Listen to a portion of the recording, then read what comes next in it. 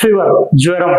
So చాలా మందిలో నాకు లో జ్వరం ఉంటుందండి, లేకపోతే కొంతమందిలో ఫీవర్ ఎక్కువగా రావడం చూస్తూ ఉంటాం. సో ఈ ఫీవర్ ఎక్కువ వచ్చింది అని అంటే మనకు టెంపరేచర్ చూస్తే అర్థమైపోతుంది. సో 102, 103, 104 వరకు కూడా. సో ఈ ఫీవర్స్ అనేవి జనరల్లీ వచ్చినప్పుడు ఏం చేస్తారు, పారాసెటమాల్ లేకపోతే ఇంకేదో యాంటీబయాటిక్ మెడిసిన్స్ అనేవి వాడతారు. సో తగ్గినట్టు అవుతుంది, కానీ రికరెంట్ గా వస్తూ ఉంటాయి కొన్ని కేసెస్ లో. ఫర్ ఎగ్జాంపుల్ అది నార్మల్ టైఫాయిడ్, మలేరియానో, డెంగ్యూనో అనుకోండి, అది మీరు ఒక 5 days 1 week ట్రీట్మెంట్ తీసుకుంటారు, సరిపోతుంది, తగ్గిపోతుంది, బాగానే ఉంది. కానీ కొంతమందికి నెలలో 2-3 సార్లు కంటిన్యూస్ గా, లేకపోతే రోజు ఏదో అలసటగా, బాడీ అంతా ఫీవరిష్ గా ఉండడం, ఇలా కొంతమంది చెప్తూ ఉంటాం. సో ఫీవర్ అనేది ఏంటంటే మీకు it's a indicating of your any other internal major issues.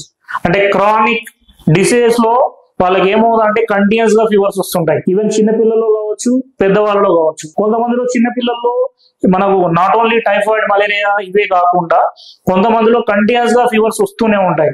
So చిన్నపిల్లల్లో మాక్సిమం ఆఫ్ ద కేసెస్ లో ఎందుకు వస్తాయని అంటే మీకు ఇన్ఫెక్షన్స్ వల్ల వస్తాయని అందరికీ తెలుసు. సో అసలు ఆ ఇన్ఫెక్షన్స్ ఏంటి, పెద్దవాళ్ళలో కూడా తరచుగా రావడానికి, అంటే కంటిన్యూస్ గా మీకు ఫీవర్ సెన్సేషన్ ఉండడానికి గల అసలు కారణాలు ఏంటి, ఆ క్రానిక్ డిసీజ్, ఏ క్రానిక్ ప్రాబ్లమ్స్ ఉంటే కంటిన్యూస్ గా కొన్ని నెలల తరబడి మీకు ఆ ప్రాబ్లం ఉంటే మీకు ఈ బాడీ అనేది ఫీవర్ సెన్సేషన్ చూపిస్తూ ఉంటది. సో దానికి ఏదో మనం పారాసెటమాల్ వాడితే సరిపోదండి. సో ఎందువల్ల వస్తున్నాయి ఏంటి అనే దాని గురించి మనం డిస్కస్ చేద్దాము. అండ్ డాక్టర్ సతీష్ రా.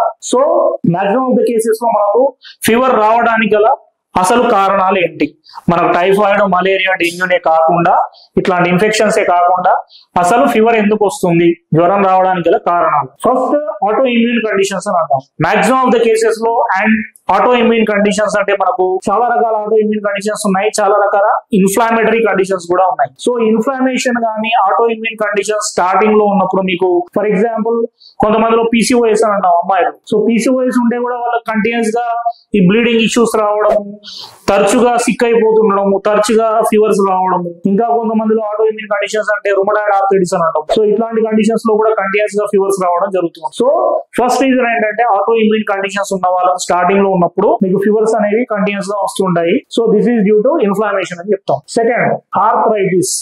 సో వాపు, అది మీకు మోకాళ్ళ దగ్గర వాపు అయినా కావచ్చు, అంటే జనరల్ ఆస్టియో ఆర్థరైటిస్ అయినా కావచ్చు, లంబార్ స్పాండిలైటిస్ అయినా కావచ్చు, లేకపోతే సర్వైకల్ స్పాండిలోసిస్ అయినా కావచ్చు.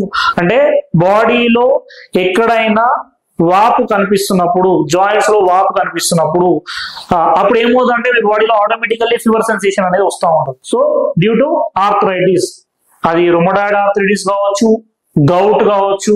గౌట్ అంటే ఏంటంటే మీకు కింద చిన్న చిన్న పాదాల్లో, చిన్న చిన్న జాయింట్స్ లో కూడా పెద్దగా వాపు వస్తూ ఉంటది. ఫర్ ఎగ్జాంపుల్ రుమటాయిడ్ ఆర్థరైటిస్ అనుకోండి, ఈ చిన్న చిన్న జాయింట్స్ లో కూడా నొప్పులు వస్తూ ఉంటాయి, వాపులు వస్తూ ఉంటాయి. ఇంకా కొంతమంది సోరియాటిక్ ఆర్థరైటిస్ అని అంటాం. సో ఈ సోరియాటిక్ ఆర్థరైటిస్ అంటే సోరియాసిస్ ఉన్న వాళ్ళకు కొంతమందికి ఆ వాపులు వస్తూ ఉంటాయి ఈ జాయింట్స్ లో, చిన్న జాయింట్స్ లో. సో దాన్ని సోరియాటిక్ ఆర్థరైటిస్ అని అంటాం. సో ఇలా multiple types of arthritis condition లో వాపు వచ్చే, అంటే జాయింట్స్ లో వాపు వస్తున్న కండిషన్స్ లో కూడా ఫీవర్స్ వస్తూ ఉంటాయి. సో వీళ్ళు ఓన్లీ పారాసెటమాల్ వేసుకుంటే సరిపోదండి, మీకు అది ఏ జాయింట్ ఇన్ఫెక్షన్ ఉంది, దేని వల్ల వస్తుందని చూసి దానికి మెడిసిన్స్ వాడితే సరిపోతుంది. నెక్స్ట్, కిడ్నీలో రాళ్ళు. చాలా మందిలో కిడ్నీలో రాళ్ళు ఉన్న వాళ్ళకి ఏమవుతాయంటే కంటిన్యూస్ గా ఫీవర్స్ వస్తూ ఉంటాయి. అప్పుడప్పుడు అంటే మీకు నెలలో ఒక 4-5 సార్లు, వారానికి 1 సారి 2 సార్లు మీకు నొప్పితో పాటు బాడీ అంతా కూడా ఫీవరిష్ సెన్సేషన్ వస్తూ ఉంటుంది. ఇంకా ఫీవర్ వచ్చిందని చెప్పేసి చాలా మందికి అది కిడ్నీలో రాయి ఉందని చెప్పేసి తెలుసుకోలేక స్టార్టింగ్ లో ఏదో ఒక పారాసెటమాల్ ఏదో వేసుకుంటూ పోతుంటారో తగ్గవు. సో మీకు కరెక్ట్ గా మీకు అంటే దేని వల్ల ఫీవర్ వస్తుందని ఐడెంటిఫై చేసుకుంటే బెటర్. సో కిడ్నీ స్టోన్స్ వల్ల కూడా వచ్చే ఛాన్సెస్ ఉంటాయి.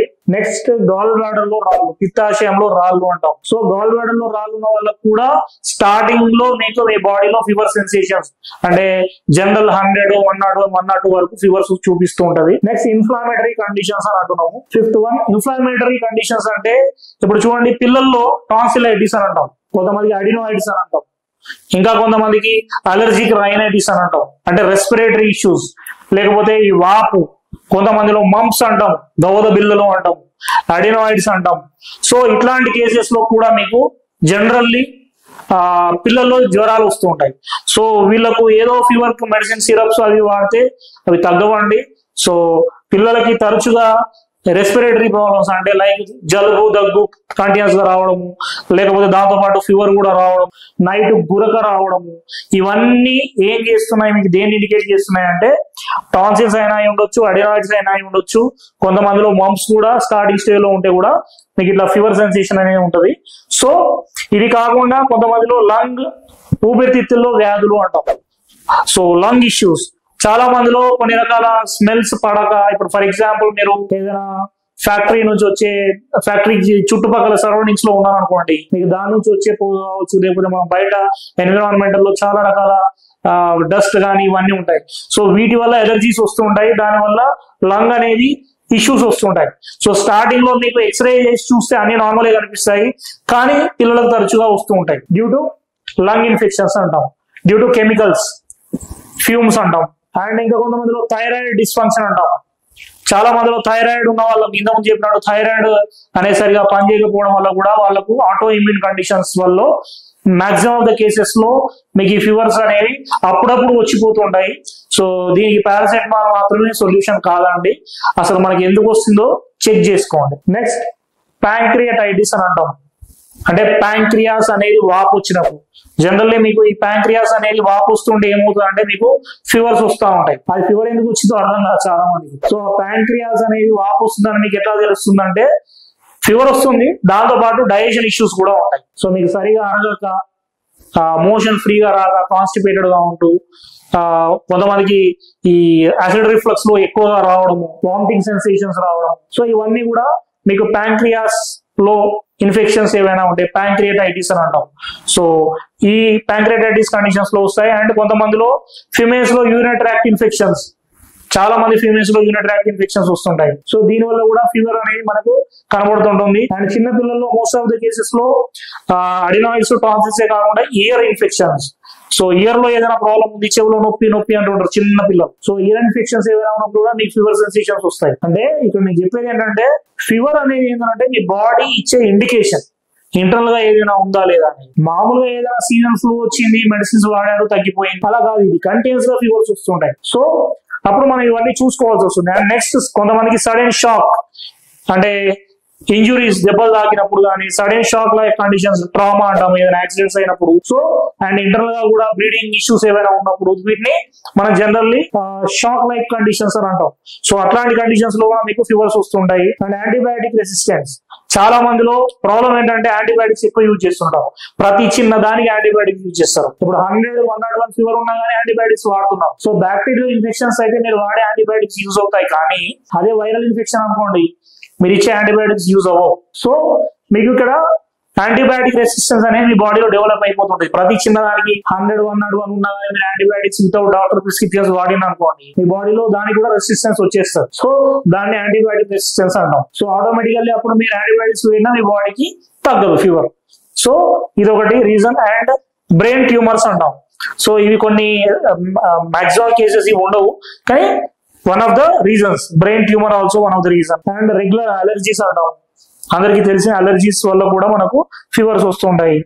అండ్ హార్ట్ స్ట్రోక్స్, మీకు ఏదైనా కొంతమందికి హార్ట్ లో ఏదైనా ప్రాబ్లం అవుతున్నప్పుడు కొంతమందికి సడన్ గా చెమటలు రావడము, కొంతమందికి ఫీవర్స్ రావడం కూడా జరుగుతూ ఉంటది. సో మాక్సిమం మీకు ఇంతకుముందు ప్రీవియస్ లో హార్ట్ ఏమైనా ఇష్యూస్ ఉంటే కూడా రెగ్యులర్ గా ఫీవర్స్ వస్తూ ఉంటే చెక్ చేసుకోండి ఏదైనా హార్ట్ ప్రాబ్లం ఉందా.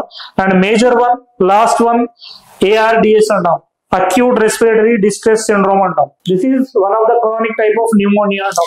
న్యూమోనియా వస్తేనే చాలా మందిలో ఫీవర్స్ ఎక్కువ వస్తూ ఉంటాయి. సో అట్లాంటి అక్యూట్ రెస్పిరేటరీ డిస్ట్రెస్ సిండ్రోమ్ అనేది ఏంటంటే మీకు కంప్లీట్లీ ఇంకా లంగ్ కొలాప్స్ అయిపోయి ప్రాబ్లమ్ ని మనం ARDS అని అంటాం. మీకు ఇంతకుముందు 1960s ఆ టైంలో స్పానిష్ ఫ్లూ అని వచ్చింది, అప్పుడు ఈ ARDS వల్లనే చాలా మంది చనిపోయారు. మనకి ఈ మధ్యలో కోవిడ్ వచ్చింది. సో ఈ కోవిడ్ వల్ల కూడా తర్వాత కూడా చాలా మందిలో ఈ ఇంటర్నల్ గా due to auto immune conditions రావడం వల్ల ఫీవర్స్ కూడా వస్తున్నాయి రికరెంట్ గా. ఈ మధ్యలో చాలా కేసెస్ లో మనం కోవిడ్ తర్వాత చూస్తున్నాము జనరల్ వీక్నెస్ తో పాటు ఫీవర్స్ కూడా ఎక్కువగా వస్తూ చాలా మంది పేషెంట్స్ వస్తూ ఉంటారు. సో ఈ జనరల్ వీక్నెస్ రావడానికి కూడా రీజన్ ఏంటంటే వైటమిన్ డి తగ్గడం. మీరు ఫస్ట్ ఎవరైనా కానీ ఏం ఏంటంటే వైటమిన్ డి చెక్ చేయించుకోండి, B12 చెక్ చేయించుకోండి. These are the minimum checkups. మీరు అది ఏ డాక్టర్ అడగకుండా చేసుకోవచ్చు. అట్లీస్ట్ ఇప్పుడు ఇంట్లో ఉన్న ప్రతి ఒక్కరు చిన్నపిల్లల నుండి పెద్దల వరకు అందరూ వైటమిన్ D3 వైటమిన్ B12 అనేది ఎవ్రీ 4 months ఒకసారి చేయించుకోండి. మీరు చేయించుకోండి, చూడండి, అందరికీ తగ్గే ఉంటుంది. So these are the primary steps.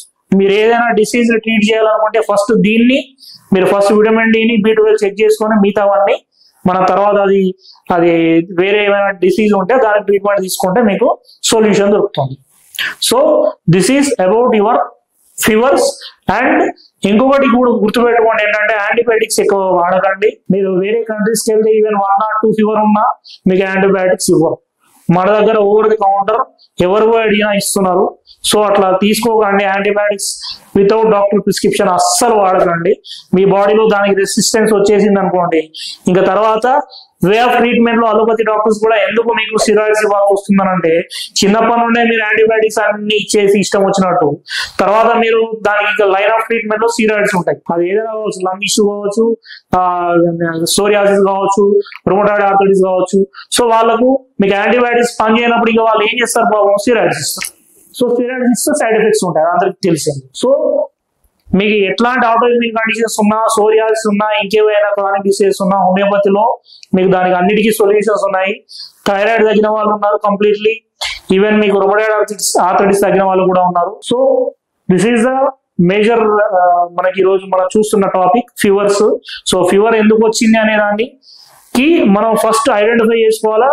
ఇంకోటి ఏంటంటే అనవసరంగా మీరు యాంటీబయాటిక్స్ వాడదాం, ఇది ఒక్కటి గుర్తుపెట్టుకోండి. ఎందుకంటే చాలా కేసెస్ లో చూస్తున్నాను నేను ఈ మధ్యలో ఆటో ఇమ్యూన్ కండిషన్స్ కోవిడ్ తర్వాత చాలా విపరీతంగా వచ్చేస్తున్నాయి. ఇంకా హార్ట్ స్ట్రోక్స్ వచ్చి చనిపోవడం కూడా చూస్తున్నాము. సో కొంచెం జాగ్రత్తగా ఉండండి. మీకు వేరే ఇంతకుముందు చెప్పిన వీడియోలో కొన్ని టెస్ట్లు కూడా చెప్పాను. ఆ టెస్ట్లు కూడా చేయించుకుంటే బెటర్. ప్రతి ఒక్కరూ చేయించుకోండి. మీకు ఏదైనా హార్ట్ ప్రాబ్లం ఉంది అనిపిస్తే ఇమ్మీడియట్ గా పోయి మీకు డైమర్ టెస్ట్ అని ఉంటుంది. వాటి గురించి మీకు ఇంతకుముందు వేరే వీడియోలో చెప్పాను, కావాలంటే చెక్ చేసుకోండి. Thank you for watching.